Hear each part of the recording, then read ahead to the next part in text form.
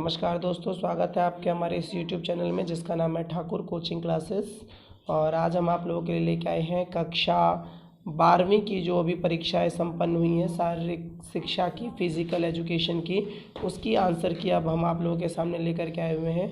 तो आइए फटाफट आगे बढ़ते हुए हम अपने क्वेश्चंस को देखते हैं और आगे बढ़ेंगे। अब सबसे पहले चलेंगे हम अपने क्वेश्चन नंबर फर्स्ट की तरफ। तो देखिए, सबसे पहले हिंदी और इंग्लिश दोनों के सेट अलग अलग थे, तो ऑब्वियसली दोनों के आंसर्स भी जो होंगे वो अलग अलग ही होंगे, क्योंकि इसमें बहुत से प्रश्न ऐसे मिले हैं जिनके इंग्लिश के ऑप्शंस अलग हैं और हिंदी के ऑप्शंस अलग हैं। तो आइए हम देखते हैं कि आखिर कौन कौन से ऑप्शंस हैं और उसका क्या क्या आंसर्स होगा। आगे बढ़ते हैं हम। सबसे पहले हम चलेंगे क्वेश्चन नंबर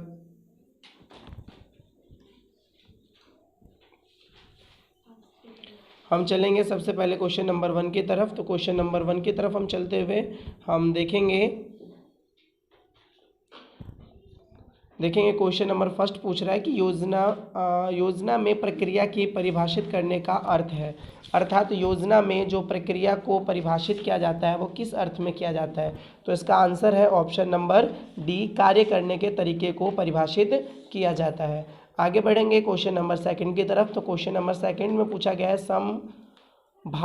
समभार तंत्र सीमित का संबंध है। किससे संबंध है? तो इसका आंसर है उपरोक्त सभी से, ऑल ऑफ दीज, मतलब ऑल ऑफ अबव, सभी से इसका संबंध होता है। प्रश्न नंबर 3 की तरफ बढ़ेंगे।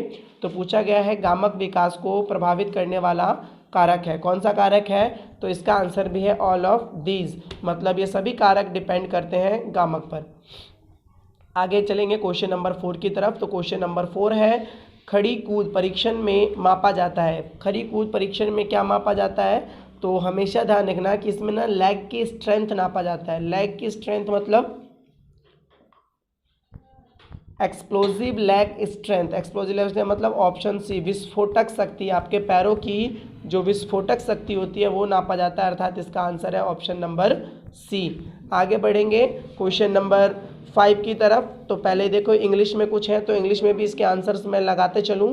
तो इंग्लिश में जो इसके आंसर्स हैं वो है क्वेश्चन नंबर पहले का जो आंसर था वो था ऑप्शन डी। क्वेश्चन नंबर 2 का जो आंसर था ऑप्शन डी। क्वेश्चन नंबर 3 का जो ऑप्शन था वो भी था ऑप्शन डी। और क्वेश्चन नंबर 4 का आंसर था ऑप्शन नंबर सी। आगे बढ़ेंगे क्वेश्चन नंबर 5 की तरफ। तो क्वेश्चन नंबर 5 में चलेंगे सबसे पहले हिंदी मीडियम के लिए। तो हिंदी मीडियम में देखेंगे क्वेश्चन नंबर 5 की अगर मैं बात करूं तो क्वेश्चन नंबर 5 का जो आंसर पूछा गया था वो आपसे पूछा ही गया था कि फर्श पर आधारित शारीरिक क्रियाएं आयोजित की जानी चाहिए कितने वर्ष के बच्चों के लिए? तो हमेशा ये 1 साल से कम उम्र के बच्चों के लिए ही आयोजित की जानी चाहिए। क्वेश्चन नंबर 6 की बात करें तो इसका ऑप्शन है बी, स्ट्रेंथ, मतलब सीधे खड़े करने के लिए। क्वेश्चन नंबर 7 का ऑप्शन है सी, सुरक्षात्मक व नियंत्रक आहार के लिए। बात करेंगे क्वेश्चन नंबर 8 के लिए। तो 8 का जो ये है परीक्षण किया जाना चाहिए हार्वर्ड स्टेप टेस्ट के द्वारा किया जाना चाहिए। क्वेश्चन नंबर 9 की बात करेंगे तो 9 का आंसर है एन। क्वेश्चन नंबर 10 की बात करेंगे तो 10 का आंसर है 4 × 10 मीटर शटल दौड़ में। आगे बढ़ेंगे क्वेश्चन नंबर 11 की तरफ। तो जब हम क्वेश्चन नंबर 11 की तरफ बढ़ते हैं तो आप देखेंगे क्वेश्चन नंबर 11 में बोला है नीरज चोपड़ा द्वारा फेंके गए जैवलिन का यांत्रिक विश्लेषण किसके द्वारा किया जाएगा। तो जब नीरज चोपड़ा ने भेजा और उसका क्या करना है, यांत्रिक विश्लेषण करना है, तो इसका आंसर होगा जैव यांत्रिकी के द्वारा। ठीक, क्वेश्चन नंबर 11 आपके कंप्लीट हो गए। चलते हैं इसमें थोड़ा सा इंग्लिश सेक्शन की तरफ। तो इंग्लिश में मैं फिर से जल्दी जल्दी करा दूं। क्वेश्चन नंबर 5 का जो आंसर है वो है ए। क्वेश्चन नंबर 6 का आंसर है बी। क्वेश्चन नंबर 7 का आंसर है सी। क्वेश्चन नंबर 8 का आंसर भी है सी। और क्वेश्चन नंबर 9 का आंसर है सी। आगे बढ़ेंगे क्वेश्चन नंबर 10 की तरफ। तो क्वेश्चन नंबर अगर हम 10 की बात करें तो 10 का ऑप्शन है बी और क्वेश्चन नंबर 11 का ऑप्शन है बी। Is that clear? चलिए आगे बढ़ते हैं हम। अब हम चलेंगे क्वेश्चन नंबर 12 की तरफ। तो देखेंगे 12th में आप लोगों को एक चित्र बना के दिया गया था और इस चित्र के हिसाब से बताना था। तो इसमें देखेंगे इसमें कौन सा नियम यूज हो रहा है। तो इसमें ना जो नियम है वो हिंदी मीडियम के अनुसार सी ऑप्शन सही है।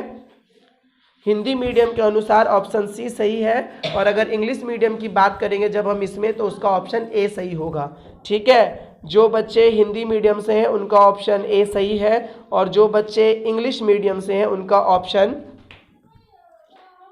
थोड़ा सा मिस्टेक हो गया, देखेंगे ज़रा, जो बच्चे हिंदी मीडियम से हैं उनका ऑप्शन सी करेक्ट है, और जो बच्चे इंग्लिश मीडियम से हैं उनका ऑप्शन ए करेक्ट है क्वेश्चन नंबर 12 में। Is that clear? आगे बढ़ेंगे क्वेश्चन नंबर 13 की तरफ। तो 13 का आंसर है बी। 14 की तरफ बढ़ेंगे तो 14 का आंसर है सी। ठीक है, आगे बढ़ते हैं, हम इंग्लिश मीडियम की तरफ चलेंगे। तो इंग्लिश मीडियम में जैसा कि अभी मैंने बताया था कि 12 में आंसर है ए। ए सिर्फ इंग्लिश मीडियम वालों के लिए है, ध्यान से देखिएगा। जो सिर्फ इंग्लिश मीडियम के स्टूडेंट हैं उनके लिए ऑप्शन नंबर ए सही है 12वीं का, और जो हिंदी मीडियम से बिलोंग करते हैं बच्चे उनके लिए ऑप्शन नंबर सी करेक्ट था। ठीक है, आगे देखेंगे, ये थोड़ा सा मिसप्रिंट हो गया था क्वेश्चन पेपर में। आगे चलेंगे हम अपने क्वेश्चन नंबर 13 की तरफ। तो 13 का आंसर जैसा कि अभी मैंने बताया था, 13 का ऑप्शन बी करेक्ट है और 14 का ऑप्शन सी करेक्ट है। आगे चलेंगे क्वेश्चन नंबर 15 की तरफ, हिंदी मीडियम वाले बच्चे देखेंगे। तो 15 में आंसर है चित्र में कौन सी मुद्रा विकृत दिखाई गई है। मुद्रा विकृत की यहाँ बात की गई है, तो यहाँ पर ये जो है वो फ्लैट फुट मतलब चपाट पैर के बारे में है। क्वेश्चन नंबर 16 का आंसर है बी। क्वेश्चन नंबर 17 का आंसर है ए। क्वेश्चन नंबर 18 का आंसर है ए। क्वेश्चन नंबर 19 की बात करें तो इसका आंसर है डी। अब चलेंगे इंग्लिश मीडियम वाले छात्रों की तरफ। तो इंग्लिश मीडियम वाले छात्रों के लिए भी फटाफट आंसर हम लगा दें। आंसर है 15 का सी, 16 का बी, 17 का ए, 18 का ए और 19 का डी। क्लियर? आगे बढ़ेंगे हम क्वेश्चन नंबर 20 की तरफ। तो क्वेश्चन नंबर 20 में भी देखेंगे चित्रात्मक प्रश्न है, मतलब चित्र दिया गया उसके ऊपर पूछा गया है। तो जो 20 का आंसर है वो है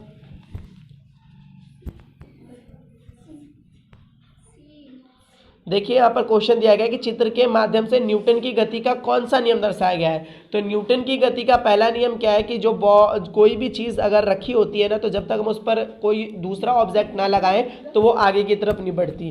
तो एक तो ये भी हो सकता है, और दूसरा हमसे बोला गया कि दूसरे नियम के अनुसार क्या होता है कि हम उसकी गति में परिवर्तन कर सकते हैं, है ना। तो इसका ए और बी दोनों हो सकता है, डी भी हो सकता है और इसका आंसर ए भी हो सकता है। तो ये जो प्रश्न है ये थोड़ा सा डाउटफुल है, तो फिलहाल हम इसमें जाना चाहेंगे डी के साथ। आगे बढ़ेंगे क्वेश्चन नंबर 21 पर।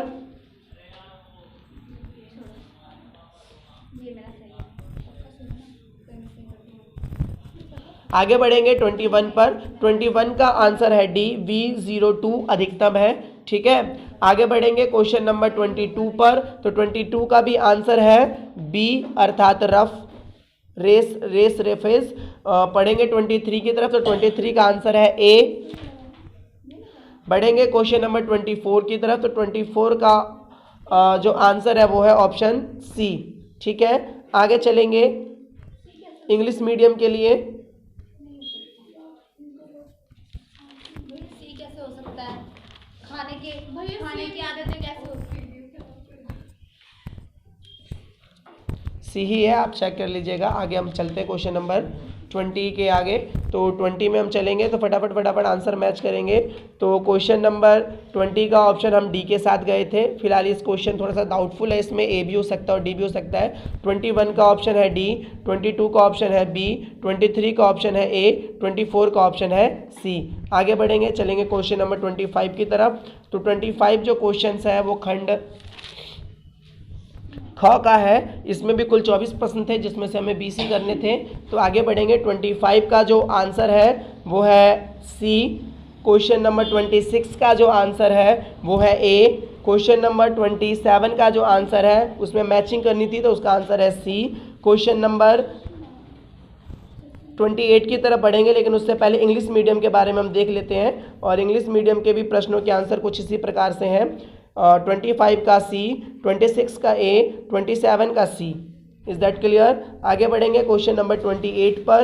तो 28 की अगर हम बात करते हैं तो 28 में हिंदी मीडियम वाले बच्चे पहले ध्यान देंगे। 28 के पहले का आंसर है ए। 29 में मैचिंग करनी थी, इसका ऑप्शन है डी। 30 का ऑप्शन है बी। 31 का ऑप्शन है, इसमें भी मैचिंग करनी थी, इसका ऑप्शन है बी। ठीक है, आगे चलेंगे इंग्लिश मीडियम वालों के लिए। ये थोड़ी सी वीडियो लंबी हो रही है क्योंकि इसमें हिंदी इंग्लिश दोनों की ना मिक्स करनी पड़ रही है, इसलिए वीडियो थोड़ी सी लंबी है। ऑब्वियसली पेपर भी लेंथी था, 39-40 पेज का तो क्वेश्चन पेपर ही था।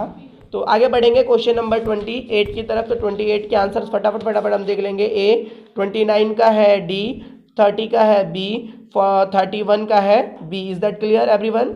नेक्स्ट आगे बढ़ेंगे हम। तो आगे बढ़ते हम चलेंगे क्वेश्चन नंबर 32 की तरफ। तो 32 का जो ऑप्शन है, 32 का जो ऑप्शन है वो है ऑप्शन नंबर सी। बढ़ेंगे क्वेश्चन नंबर 33 की तरफ। तो 33 का ऑप्शन है डी 4।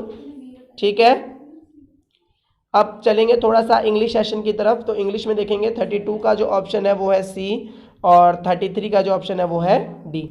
आगे बढ़ेंगे, चलेंगे क्वेश्चन नंबर 34 की तरफ। तो अगर हम 34 की बात करें तो इसमें आप देखिएगा कि दर्शाया गया है कि चित्र में गति के प्रकार बताना है। तो गति का कौन सा प्रकार है? तो गति के प्रकार के बारे में अगर हम चर्चा करते हैं तो ये आप देखेंगे इसमें कौन सी गति है। तो इसमें ना एबोडक्शन गति है, मतलब अपवर्तन की गति है। ऑप्शन सी सही है इसका। चलेंगे 35 की तरफ। तो 35 का ऑप्शन है बी। 36 की तरफ बात करते हैं तो 36 का आंसर है बी। Is that clear? आगे बढ़ेंगे इंग्लिश सेशन के लिए। तो इंग्लिश में सेम आंसर है, 34 का सी, 35 का बी और 36 का भी बी ही है। ठीक, आगे चलेंगे क्वेश्चन नंबर 37 की तरफ। तो अगर हम 37 की बात करें तो 37 में जो बी का आंसर है वो है बी। 37 का आंसर भी है बी और 38 का आंसर है डी और 39 का आंसर भी है डी। ठीक है, चलेंगे इंग्लिश की तरफ। इंग्लिश की तरफ चलेंगे तो इंग्लिश की तरफ चलते हुए आगे चलते हैं 37 पर। तो 37 का है बी, 38 का है डी और 39 का भी है डी। Is that clear? आगे बढ़ते हैं क्वेश्चन नंबर 40 की तरफ। तो 40 की तरफ अगर हम बात करें तो 40 का जो आंसर है, 40 का जो आंसर है वो है ऑप्शन नंबर बी। 41 का जो आंसर है वो है ऑप्शन नंबर सी। 42 का जो आंसर है वो है ऑप्शन नंबर ए। ठीक है, आंसर मैं बता ही चुका हूँ 40, 50 और 42 का, 40, 40 और 42 का। तो फिर भी इंग्लिश मीडियम वाले देख लें एक बार। 40 का ऑप्शन है बी, 41 का है सी और 42 का है ए। ठीक है, आगे बढ़ेंगे क्वेश्चन नंबर 43 की तरफ। तो 43 में भी मैचिंग ही करनी थी, तो इसका ऑप्शन है डी। ठीक है,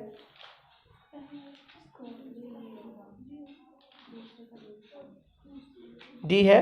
ठीक है, आगे बढ़ेंगे और आगे बढ़ के हम चलेंगे अपने क्वेश्चन नंबर 44 की तरफ। तो क्वेश्चन नंबर 44 की अगर मैं बात करूं तो 44 का जो आंसर है वो है,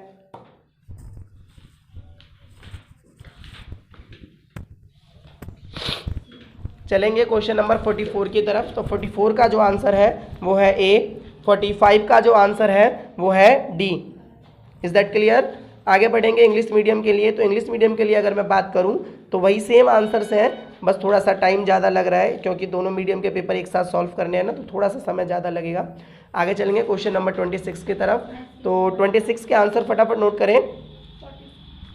46 का ऑप्शन है सी, 47 का भी है सी, 48 का जो है वो है ए।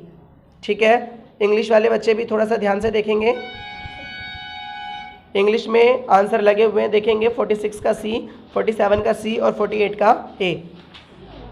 आगे बढ़ेंगे क्वेश्चन नंबर 49 की तरफ। यहाँ से आपका सेक्शन सी शुरू होता है और ये केस स्टडी के प्रश्न थे। इसमें कुल 12 प्रश्न थे जिसमें से आपको सिर्फ 10 ही अटेम्प्ट करने थे। तो चलेंगे 49 की तरफ। तो 49 का आंसर है सी।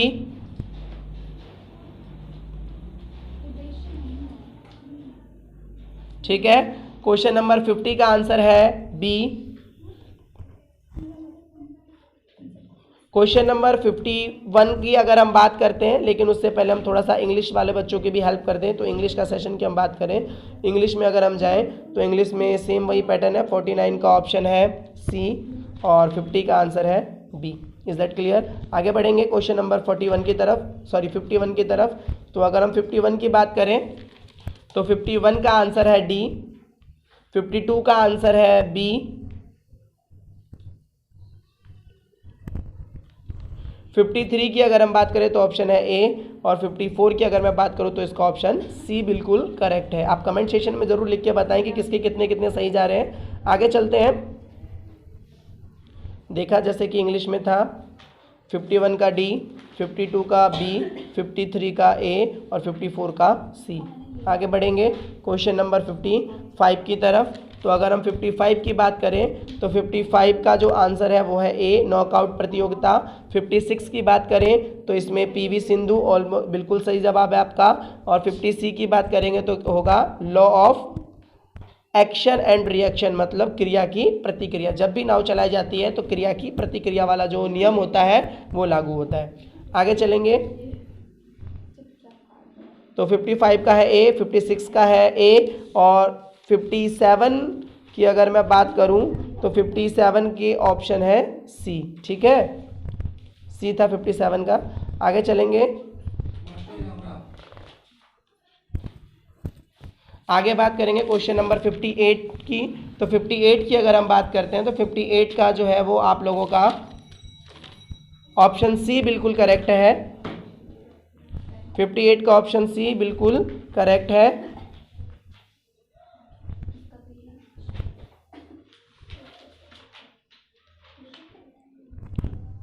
आगे बढ़ेंगे क्वेश्चन नंबर 59 की तरफ।